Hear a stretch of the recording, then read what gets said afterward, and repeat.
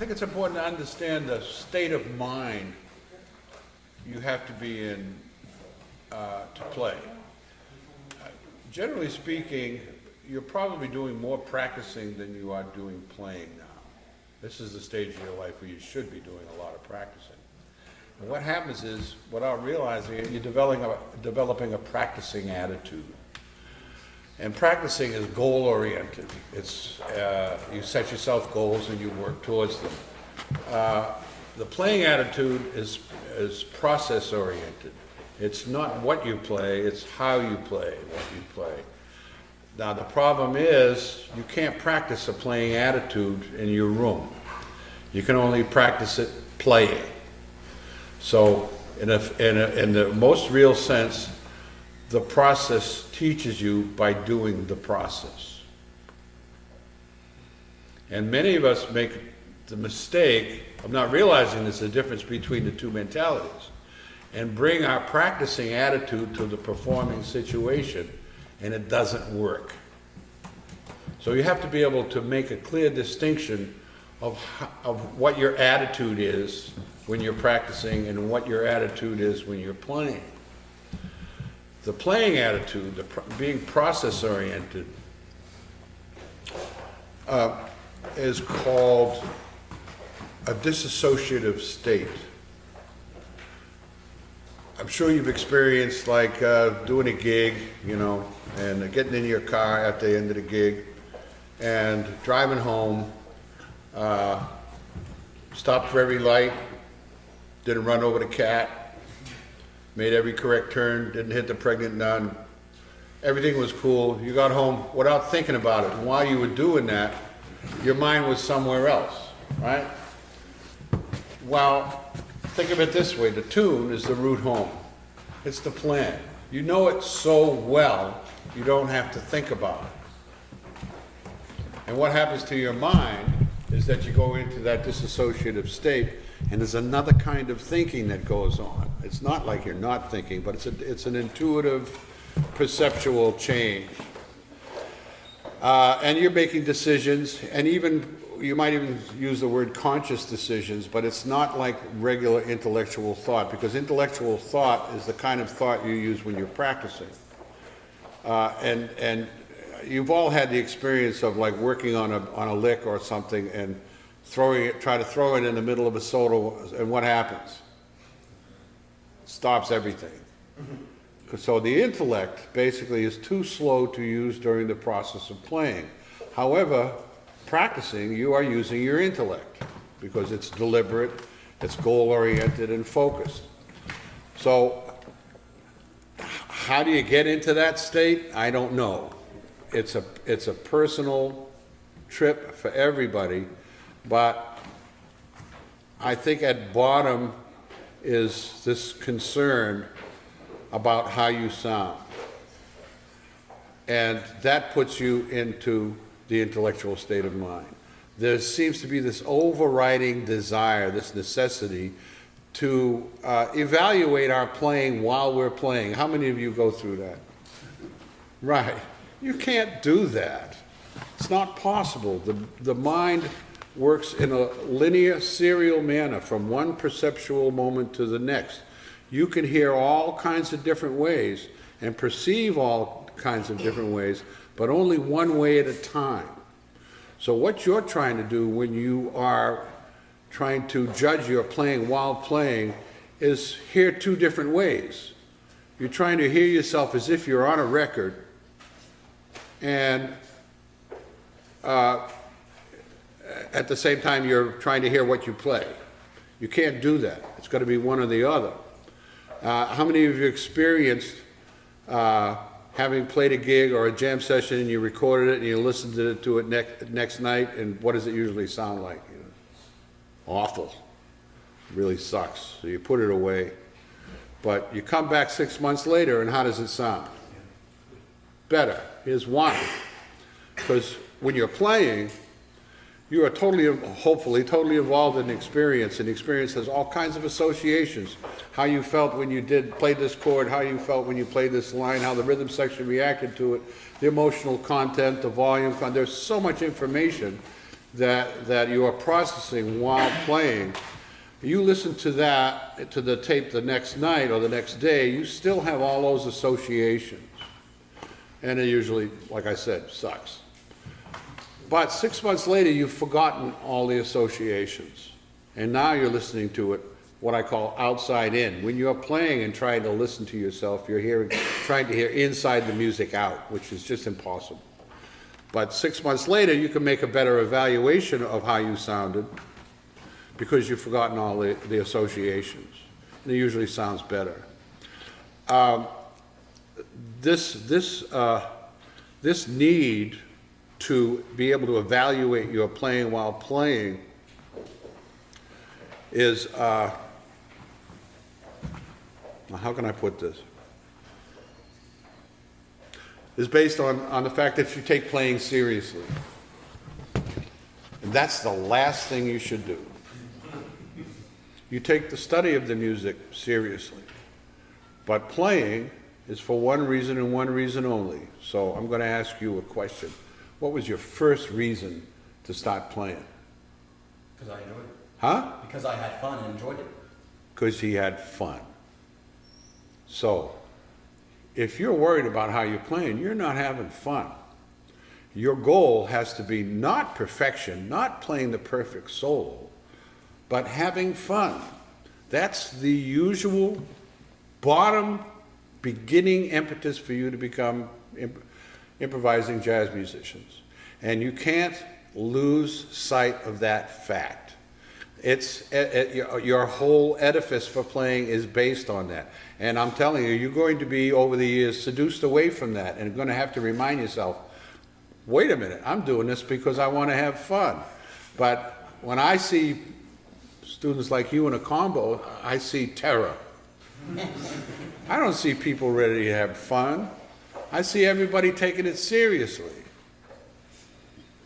Now, a lot of that, the word is play, which is basically something, this ability to be playful, we're all born with. And society kind of trains you out of it because society requires predictable workers to keep society running, except for you guys. You don't have to do that. But society doesn't want the guy in the electric company, looking at the dials and saying, gee, I wonder what'll happen if I do this.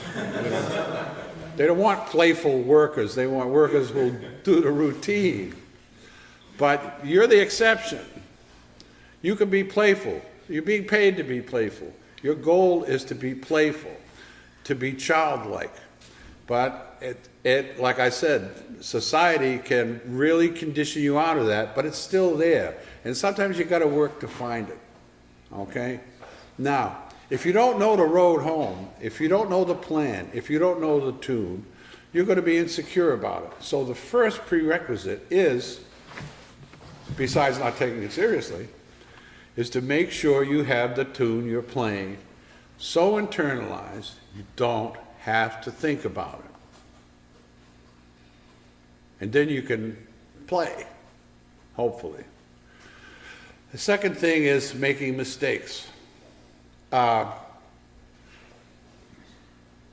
If you're afraid of making mistakes, then you have to practice creative mistake making.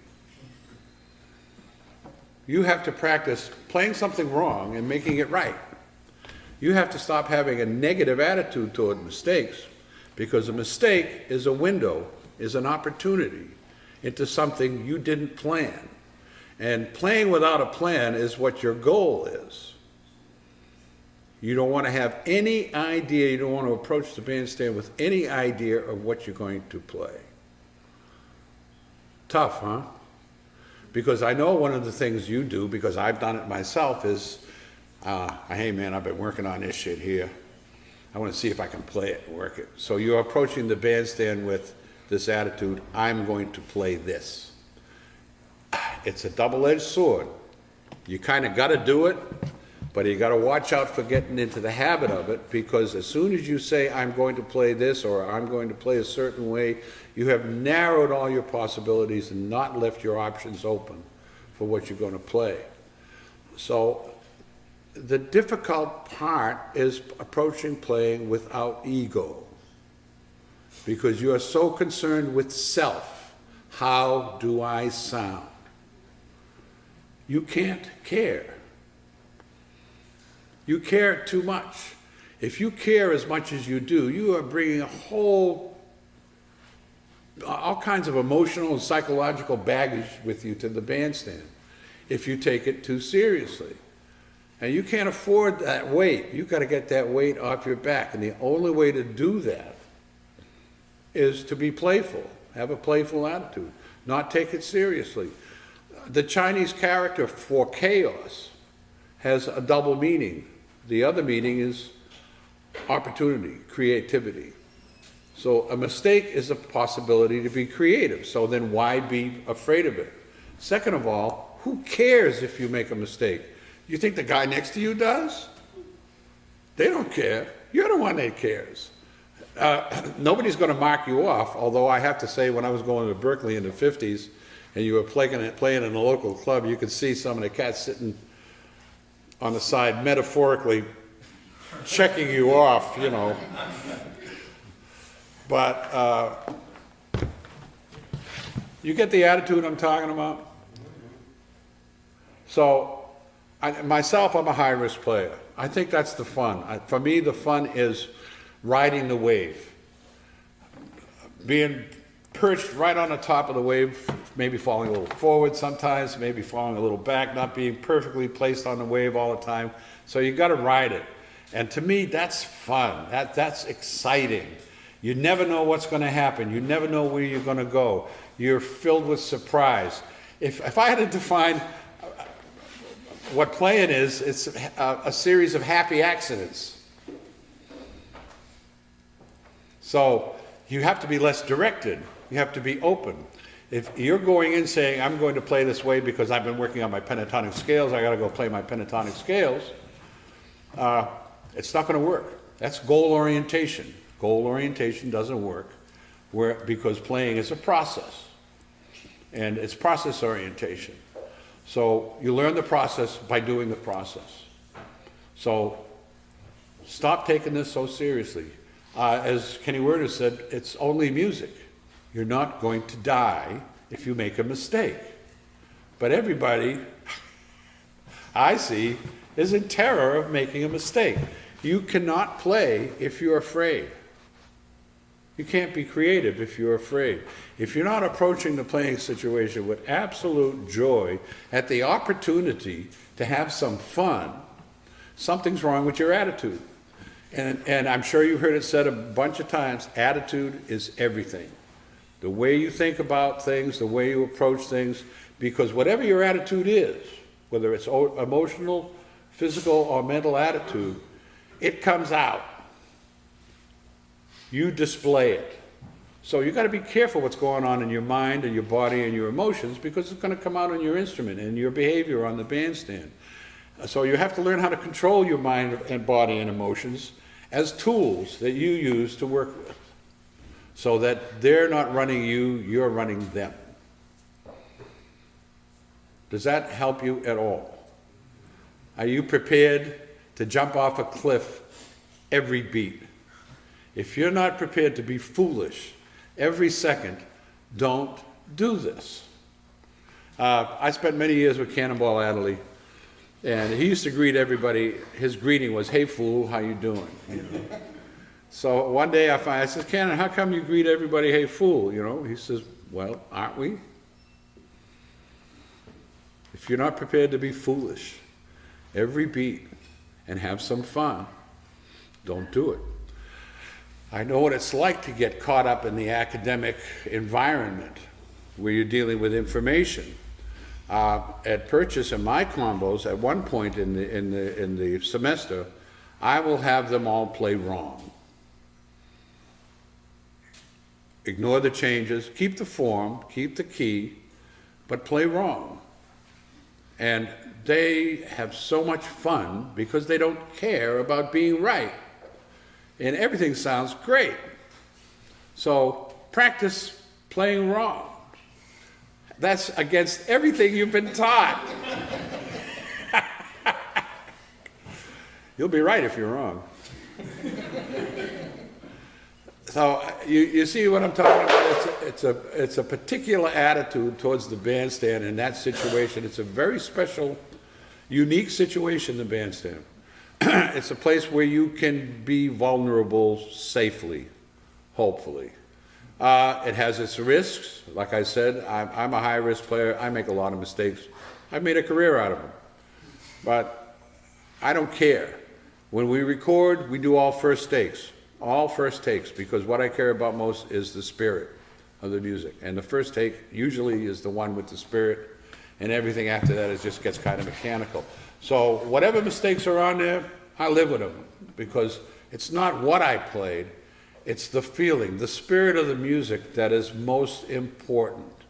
Not the notes, not whether you played that change right or not. It's the feeling that it's all about. So you can understand now why you're afraid of making a mistake, right? So, if you're trying to play what you know, you're playing what you practice. I'm not playing it until I'm playing what I don't know.